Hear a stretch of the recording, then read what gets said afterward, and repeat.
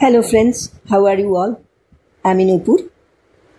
আমি আমার নিজের লেখা সেরেঙ্গেটি চোরা শিকারি থেকে পাঠ করে আপনাদের সঙ্গে শুনছি একসঙ্গে। আমরা আগের অংশে দেখলাম যে ফ্যারেল আর কমে ইসওয়ালার একটা বন্ধুত্ব হয়ে গিয়েছে। দেখি আগে আগে কি হয়। কমেন্ট করবেন, ভালো লাগলো কিনা জানাবেন। আপনাদের মতামত পেলে ভালো লাগবে। শুরু করি তাহলে আজকে পাঠ। ফ্যারেলের নিস্তরঙ্গ জীবন। মাসাই মারার জঙ্গলে কেটে গেল কয়েকটা বছর। সাদা চোখে দেখলে মনে হবে এ এক খাসা জীবন। কর্মদক্ষতা আর পরিশ্রমের সুবাদে ফিল্ড অ্যাসোসিয়েট থেকে এখন ম্যানেজার পদ অবধি পৌঁছে গেছে ফ্যারেল। স্থানীয় লোকজনের সঙ্গে বেশ খানিকটা পরিচয়, ভাব ভালোবাসাও হয়েছে। এসেছিল তো প্রায় খালি হাতে, এখন টাকা পয়সারও খানিক হিল্লে হয়েছে। কিন্তু ক্রমে ক্রমে ফ্যারেলের মনে হতে লাগলো এ যেন একেবারে ছাপোষা জীবন। নতুন কিছু করার অদম্য ইচ্ছে থাকলেও এখানে কোনো সুযোগ নেই বললেই চলে। রক্ত গরম করার মতো কোনো ঘটনা আজ অবধি ঘটেনি। এইসব একঘেয়ে কাজে তার দম যেন বন্ধ হয়ে আসছে। মিস্টার আদিসা মানুষটা সেই আদ্যিকালের ঢঙেই বন দপ্তরের সব কাজ পরিচালনা করতে চান। নতুন চিন্তাভাবনা নেই, কোনো পরামর্শও নিতে চান না। একবার ফ্যারেল জেনেটিক্যালি মডিফাইড ভুট্টা বীজ লাগাতে চেয়েছিল। তাতে ফলন বেশি, জল টানে কম, কিন্তু প্রাথমিক খরচা একটু বেশি। তারপর পুরোটাই লাভকে লাভ। কিন্তু আদিসা ওর প্রস্তাবে কর্ণপাতও করেননি। তিনি পরিষ্কার ফ্যারেলকে বুঝিয়ে দিয়েছেন অধস্তন কর্মচারী হয়ে উপরওয়ালাকে বুদ্ধি বার্তানোটা ধৃষ্টতা ছাড়া আর কিছুই নয়। এইভাবেই ফ্যারেল যখনই নতুন কিছু করতে চেয়েছে আদিসা নামক পাঁচিলে ধাক্কা খেয়ে ফিরে এসেছে। ফ্যারেলের মন বারে বারে দমে যায়, অথচ কত স্বপ্ন জমা আছে তার মনে। সে নতুন নতুন প্রযুক্তি শিখতে চায়, প্রয়োগ করতে চায়। এর মধ্যে ড্রোন সম্বন্ধে পড়াশোনা করে বুঝেছে জঙ্গলের চোরাশিকারীদের গতিবিধি চটজলদি নিখুঁতভাবে শনাক্ত করার কাজে ড্রোন অত্যন্ত উপযোগী হতে পারে। ইনফ্রারেড আর থার্মাল ইমেজিং বা তাপমাত্রা নির্ভরশীল ছবি প্রযুক্তির মাধ্যমে ড্রোনগুলো রাতের অন্ধকারেও প্রয়োজনীয় বস্তু কোথায় আছে তার সন্ধান দিতে পারে। কে না জানে চোরাশিকারীরা রাতের বেলাতেই তাদের নিষ্ঠুর কাজে সবচেয়ে বেশি সক্রিয় থাকে। তাই ইতিমধ্যেই কোনো না কোনো বন দপ্তর ড্রোনকে কাজে লাগাতে শুরু করেছে। এই ব্যাপারটা নিয়ে নিজের হাতে পরীক্ষা নিরীক্ষা করার এত ইচ্ছে ফ্যারেলের, অথচ এখানে তার উপায়ই নেই। ইচ্ছে কি শুধু এইটুকু? কখনো সে স্বপ্ন দেখে ল্যান্ড রোভার চালিয়ে বা ছোট্ট জিপসি বাইপ্লেনে চড়ে চোরাশিকারীদের পিছনে ধাওয়া করে আফ্রিকার বন থেকে বনান্তরে পাড়ি দিচ্ছে সে। একটা অ্যাডভেঞ্চারের জন্য তার মন ছটফট করছে, কিন্তু সেরকম কিছুই তার নজরে আসছে না। তাই মাসাই মারার এই জঙ্গলে বসে বিরক্তিতে নিজের মনেই মাথা নাড়ায় ফ্যারেল ডয়েল। হচ্ছে না, একদম হচ্ছে না। এবার একটা অন্যরকম বড় ধরনের কাজ না করলেই নয়। তাছাড়া এখানে তো অনেক দিন হলো, কাহাতক আর এক জায়গায় ভালো লাগে, বিশেষত ফ্যারেলের মতো ছটফটে মানুষের, যার পায়ের তলায় সর্ষে। তার মন তাকে অহর্নিশি খোঁচাচ্ছে, এবার চলো অন্য কোথাও। কোথায় যাওয়া যায়? অনেকদিন থেকেই মাথায় ঘুরছিল সেরেঙ্গেটির জঙ্গল। ওখানে গেলে কেমন হয়? মাসাই মারা জঙ্গল থেকে ঘন্টা 6 জিপ চালিয়ে চলে এসো মরার পশ্চিম প্রান্তে ইসেবেনিয়া। কেনিয়া আর তানজানিয়ার মধ্যে ছোট্ট বর্ডার পোস্ট আছে ওখানে। তারপর আর কি, বর্ডার পেরোলেই সেরেঙ্গেটি। যদিও এই পুরো রাস্তা এত উঁচু নিচু যে প্রতি মুহূর্তে মনে হবে যেন গাড়িতে নয়, নাগরদোলায় সওয়ারি হয়ে অনন্তকালের জন্য পথ চলেছে। আগে কয়েকবার কাজের খাতিরে সেরেঙ্গেটিতে এসেছে ফ্যারেল। বন্যপ্রাণী সম্পদে মাসাই মারা হয়তো একটু বেশি ধনী, কিন্তু সেরেঙ্গেটির অন্তহীন উদার প্রান্তর প্রতিবারই ফ্যারেলকে পাগল করে দিয়েছে। সেই বিশালত্ব আত্মার রন্ধ্রে রন্ধ্রে সম্মোহনের যে মায়াজাল বিস্তার করে, তাকে অস্বীকার করার সাধ্য কোথায়? তবে কি সেরেঙ্গেটিতে চলে যাবে ফ্যারেল?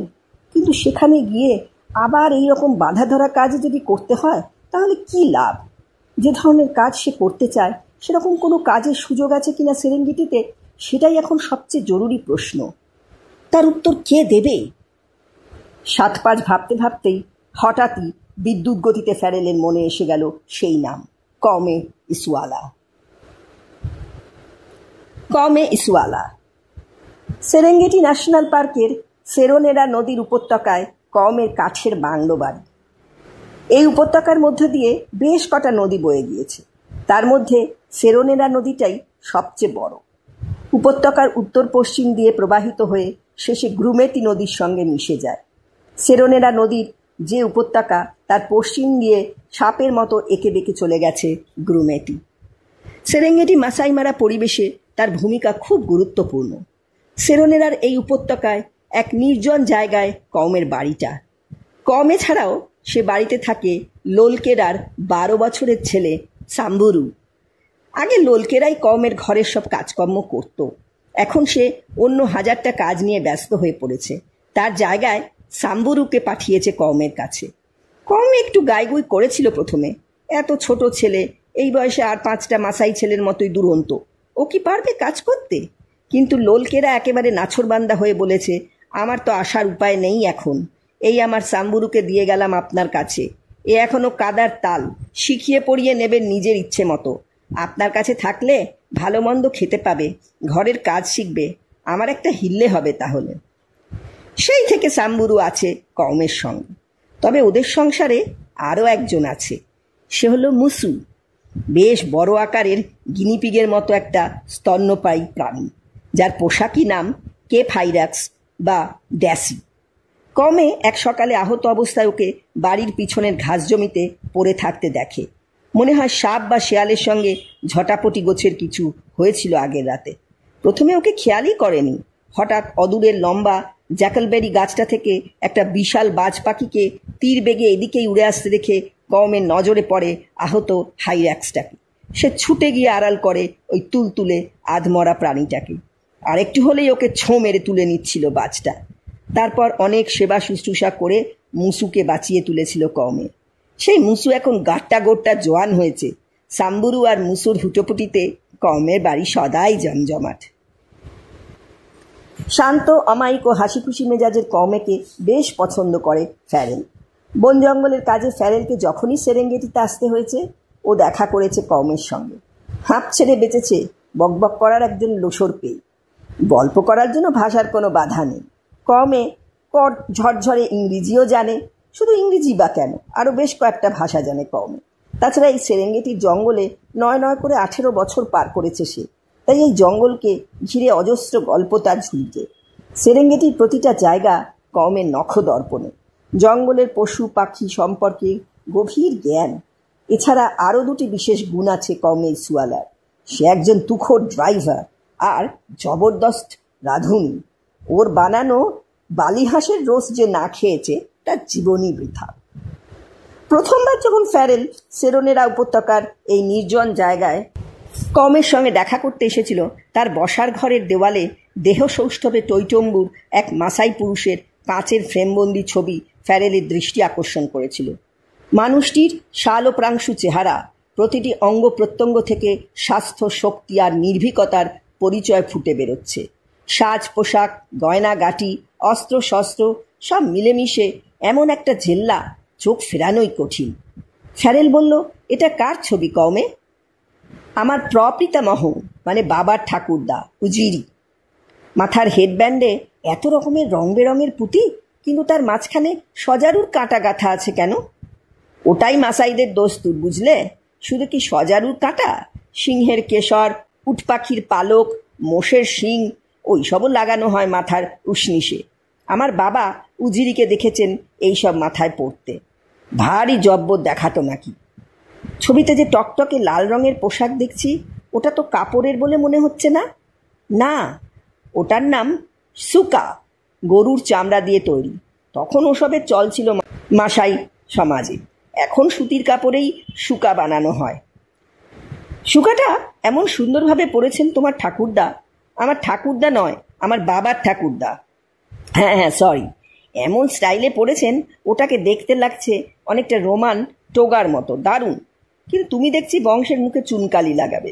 না পড়েছে সুকা, না পড়েছ কানের দুল, পুতির নেকলেস। দেখো তো উজিরিকে কি সুন্দর লাগছে সাজগোজ করে। অন্তত ওর হাতের ওই উল্কিগুলো তো মুখে হাতে এঁকে নিতে পারতে।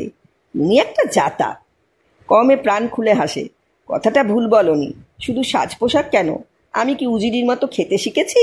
উনি কি খেতেন জানো? কাঁচা মাংস, দুধ আর গরুর রক্ত। আমার বাবা নিজে দেখেছেন। ওর পছন্দের খাবার ছিল মুনোনো, মাংস, রক্ত আর চর্বির একটা মিশেল। মাসাইরা মনে করে দারুণ শক্তি দেয় এই খাবার। ওরে বাবা, ভাগ্যিস তুমি খাও না এসব। নাহলে তোমার কাছে ঘেঁষতে পারতাম বলে মনে হয় না, সাহসেই কুলোতো না। একটা কথা তোমায় বলি ফ্যারেল, কোনোদিন যদি মাসাইদের ইতিহাস, তাদের জীবনযাত্রা, সমাজ ব্যবস্থা এইসব একটু গভীরভাবে জানার সুযোগ হয়, তখন বুঝবে তারা এক স্বাধীন চেতা জাতি, যাদের রক্তে অজস্র বীরত্বের অমর গাথা মিশে আছে। আমরা আদতে খুব সহজ সরল মানুষ, বুঝলে, আর জীবনকে দেখিও সহজভাবে। উজির এই ছবিটা দেখে আমার কি মনে হচ্ছে জানো? তোমরা রং খুব পছন্দ করো, দেখো কত রকমের রং আছে ওর শরীরে। কমে হাসে, ঠিক ধরেছ, রং আমাদের খুব পছন্দ, আর প্রত্যেক রঙের আলাদা আলাদা মানে আছে আমাদের কাছে। যেমন যেমন লাল রং সাহস, শক্তি, স্বাধীনতা, রক্ত আর পৃথিবীর প্রতীক।